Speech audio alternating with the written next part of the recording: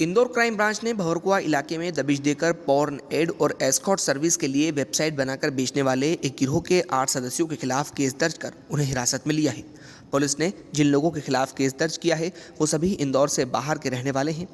इंदौर में रहकर ये अवैध गतिविधियां संचालित कर रहे थे। पुलिस ने उनके पास से 2 पॉर्न फिल्मों की सीडी भी जब्त की है। इनके पाकिस्तान से भी कनेक्शन होने की पुख्ता जानकारी मिली है। उन्होंने पाकिस्तान के सर्वर लेकर रिमोट से एक्सेस लेकर इंदौर में काम शुरू किया था। दरअसल इंदौर क्राइम ब्रांच ने एक बड़े गिरोह का पर्दाफाश किया है जो एक वेबसाइट को ऑपरेट करता था। इस वेबसाइट का उपयोग पॉर्न मूवी या देह व्यापार के विज्ञापन के लिए किया जाता था। इस वेबसाइट पर देश विदेश के कई लोग जुड़े हुए थे। अनैतिक गतिविधि होने की वजह से इस वेबसाइट को यूएस में प्रतिबंध कर दिया गया था। इस वजह से इंदौर में कुछ युवकों ने उस प्रतिबंधित वेबसाइट को नाम बदलकर ऑपरेट करना शुरू कर दिया। इस पर आने वाले विज्ञापनों के पैसे ऑनलाइन और बिटकॉइन के माध्यम से ऑपरेटर हासिल करते थे। वो लंबे समय से यह कार्य संचालित कर रहे थे। अनैतिक देह व्यापार जैसे कई अड्डों पर हाल ही में बड़ी कार्रवाई की गई है, लेकिन इसी का फायदा उठाते हुए कुछ तकनीक के विशेषज्ञ जानकारों ने दुरुपयोग करना शुरू कर दिया। इसका खुलासा तब हुआ जब इंदौर क्राइम ब्रांच ने भवरकुआ थाना इलाके के साईराम प्लाजा में स्थित चौथे मंजिल पर एक दफ्तर में दबिश दी। यहां आईटी कंपनी की आड़ में एस्कॉर्ट सर्विस उपलब्ध करवाने के लिए वेबसाइट डेवलप की जाती थी। इतना ही नहीं, ऑपरेटर के तार पाकिस्तान से लेकर विदेशों से भी जुड़े हुए हैं। यहां कई देशों से लोग जुड़े थे। जिस प्रतिबंधित वेबसाइट को संचालित करते हुए आरोपियों को गिरफ्तार किया गया है। आरोपियों ने उसका सर्वर पाकिस्तान से लेकर ऑपरेशन शुरू कर दिया था। शातिर बदमाश टीमूवर वो अन्य एप्लीकेशन के माध्यम से उसका संचालन करते थे। उसमें सेक्स एवं अन्य तरह के कई कॉलम को विभिन्न वर्गों में बांटा गया था। यहाँ खुद सेक्स वर्कर अपनी प्रोफाइल अपलोड करती थीं।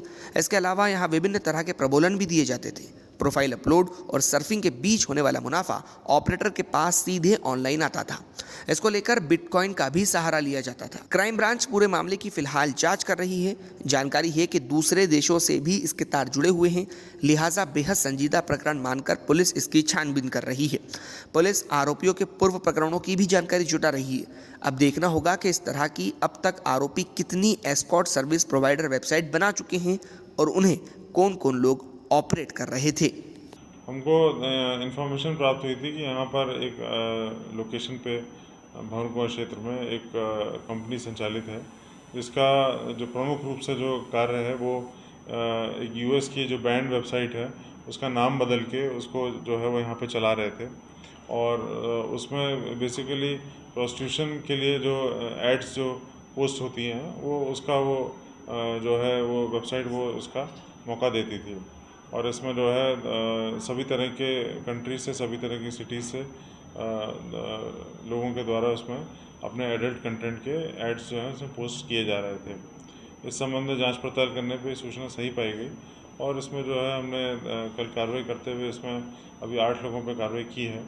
इसमें जो प्रारंभिक पूछताछ में सामने आया है वो ये है कि ये लोग वेबसाइट को जो सर्वर है उसको पाकिस्तान में होस्ट किए हुए थे और यहाँ से रिमोट एक्सेस के थ्रू जो है उसको मेंटेन कर रहे थे, डेवलप कर रहे थे और काफ़ी समय से ये कार्य चल रहा था।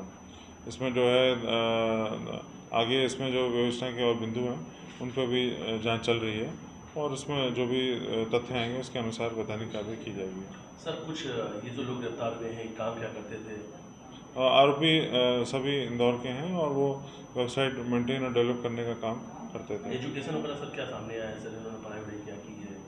है सब सॉफ्टवेयर और वेबसाइट डेवलपमेंट बैकग्राउंड के सभी लोग हैं।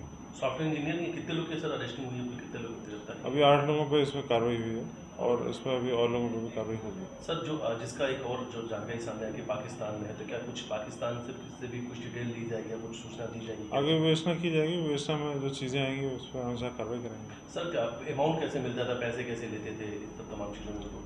ऐड पोस्ट करने का इन्होंने चार्ज फी इन्होंने जो है निर्धारित कर रखी थी और वो जो है उसको वो ऑनलाइन उसको पेमेंट्स लेते थे, बिटकॉइन में भी पेमेंट्स लेते थे।